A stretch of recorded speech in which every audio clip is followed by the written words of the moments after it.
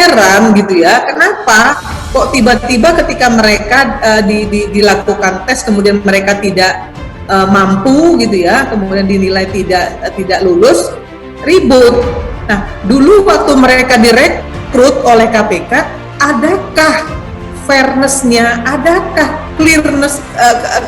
clear-nya, atau adakah informasi ke publik pada saat mereka direkrut dulu oleh KPK?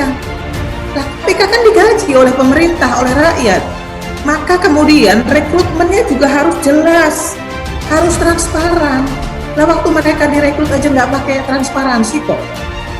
Nah, kalau sekarang kemudian pemerintah melakukan transparansi dengan gitu ya, mengedepankan bahwa harus ada dia ujian wawasan kebangsaan, ya normal dong.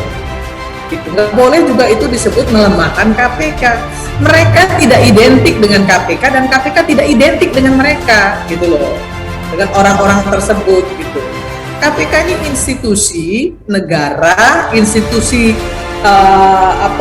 rakyat Indonesia yang nggak boleh ya menjadi milik segelintir orang yang kemudian mengatakan seolah-olah mereka yang paling baik, mereka yang paling cocok, dan mereka yang paling benar. Nggak bisa juga, karena fakta juga kan bisa dilihat gitu ya, fakta itu banyak yang bisa bicara sebenarnya. Tapi gitu ya, kita memang masih membutuhkan KPK.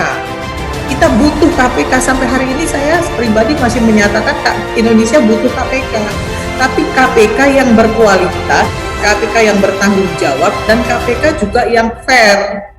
Nah, kalau hari ini masih ada yang menganggap KPK, mohon maaf ya, dari komisionernya masih ada yang dianggap bermasalah, kemudian tidak berkualitas, kemudian juga fairness-nya belum memadai, ya tinggal bilang dong kepada pemerintah dan DPR, ganti tuh orang. Kenapa? Karena ternyata tidak punya kompetensi yang cukup untuk menjadi komisioner KPK.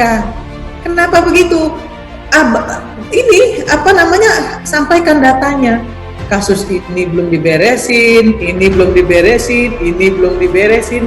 Belum lagi banyak saudara, famili, dan lain sebagainya yang suka mengatasnamakan mereka dalam mencari proyek-proyek di provinsi-provinsi itu banyak. Mohon maaf, saya kalau ngomong terus terang aja deh ya.